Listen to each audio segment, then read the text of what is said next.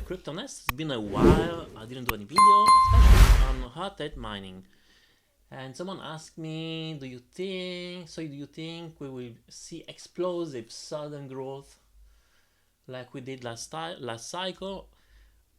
Well, we are, but maybe less strong. And as you can see, we can already compare that here was, yeah, once again a three-wave move. Let me see here just to be sure. Yes, we are. And price from the bottom to the top, so it was almost 2,943%. Now if I go from the bottom here of this cycle to what I think the target will be, you can see that already we're not even beating the previous high. Is it that one? Yeah. So that is my first target for this this cycle. So yeah, once again, much less impulsive. For sure, it can go higher. Yes, ideally we would go and reach $130. That would make it more right, but still don't believe we're going to do. You see, the impulsive movement of the previous cycle, it's much higher. You can see clearly here. Actually, let me remove this one now. Just visually, you can see that this was, the last impulsive movement. It's crazy, right? You can already see that, even the angle, it's not as impressive as this one. This one was very steep. Anyway, so that's more for the structure for long term. I know it look a mess like when you see like that, but when you zoom in, then it make it all right. Okay, so still into this scenario that we did a 1-2 in this cycle. We are working into this third wave. Within this third wave, actually let me remove the volumes because it's annoying. Okay, so within this third wave, okay, so we have wave 1, wave 2, wave 3, and now we're still working into this fourth wave. And I know when we were here, many of my friends would say, come on, correction is finished. And I think at the time we already reached 0.382, I believe. Yeah, you see. And then I was, structurally, it doesn't look right. And indeed, I mean, it could have happened, but there was something hinting that, that wasn't it. And so we had an ABC to the upside. We kind of, as you can see, the price stopped at the 0.786, which is a level where a B wave can end. And after that, we start to see the price got rejected. And this is when I start to mention I wouldn't be surprised if we go lower, and this would have been just a 1-2. This was a sharp third wave. I did tell you I didn't really like it because it wasn't deep enough. The fourth wave, no, actually the third wave was it's too fast, right? So a little bit less reliable. The fourth wave, well, that's bend on where a fourth wave could go a little bit momentarily higher, but it did stick with the 0.5 fib retracement, and now we kept going down. Now I can officially say that this fifth wave can be finished.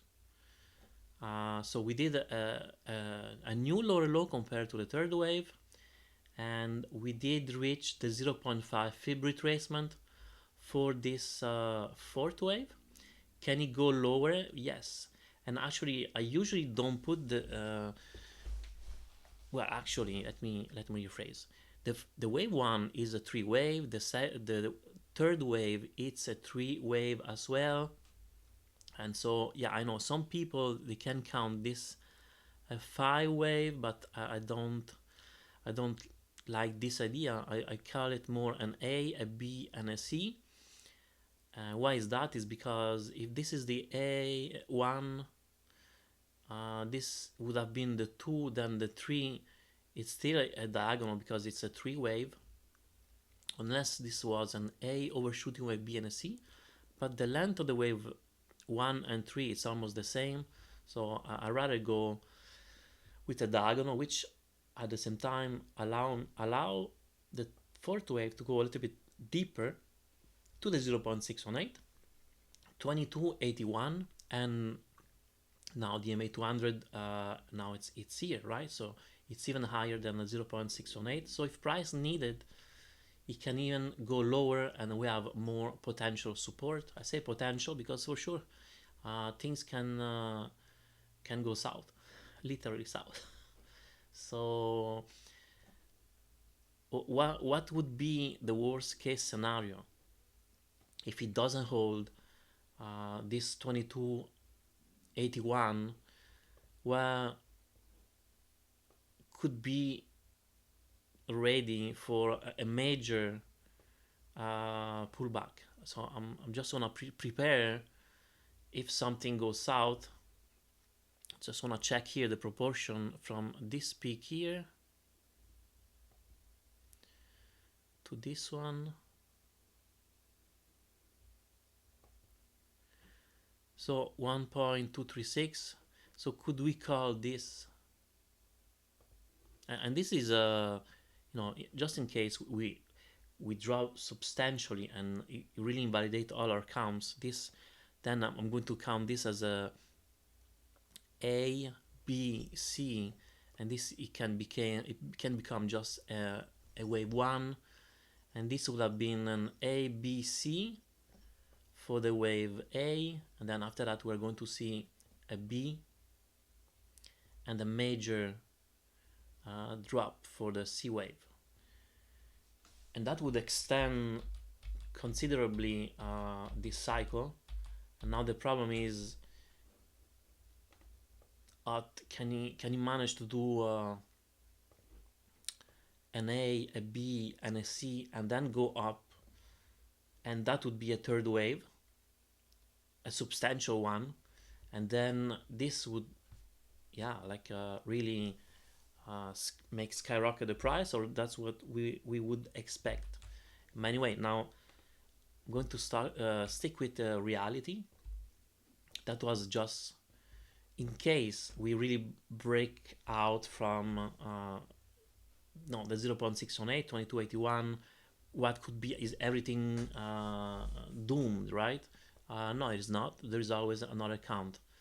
I think I can remove this downtrend as well. So yeah, so for a moment I'm going to look and watch for honestly I'm aiming the 2319 because it's very near the fib retracement of the 0.618, also 2281, so they're very close, and also DMA 200, which is 2338. All right, so this is pretty much all that I wanted to share with you guys. I just want to mention also that we are oversold on the 4 hours. Let's go on the 8 hours. It's almost oversold on the 8 hours, 12 hours, almost there, and daily, that's the most important one, almost there as well. So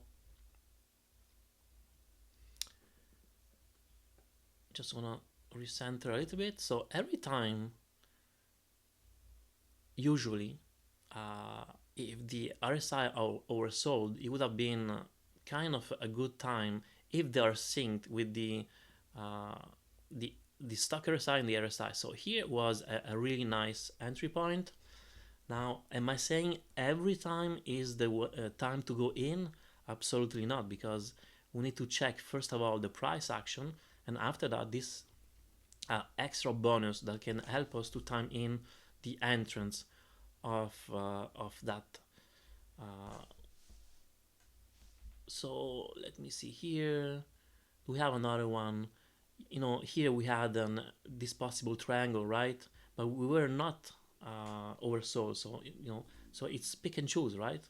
It's only when the price action indicate that the correction could be imminent. And I'm saying now, the correction could be imminent here, and it can go a little bit lower, so another $2-3 down possibly that it can lose. But after that, indicators are quite saying the same thing. We are oversold. So yeah, Monday more likely perhaps I'm going to get a little bit more of other money. All right, so this was a little bit long video, but I found sometimes it's important to make a deep dive, right? So I'm looking for 2448, which is the fib extension for this C wave, A wave to C wave, 1-to-1 ratio. The 1-to-1 ratio already passed it, so we have 2448, and the 1.36 is 2319. To be fair, I need to say that often when it doesn't stop to the 1-to-1 ratio, it goes to the 1.618, but that would be a little bit too deep. It could be that we're just going to make a quick wick and then bounce back, but you know, I'm still going to leave it there, but I don't expect price to go there. It wouldn't be good unless it's really a quick wick, but yeah, 2281 should be the limit where the price action could go low. Alright, so hopefully you enjoyed the video. Please like, subscribe, hit the notification bell, and have a good day.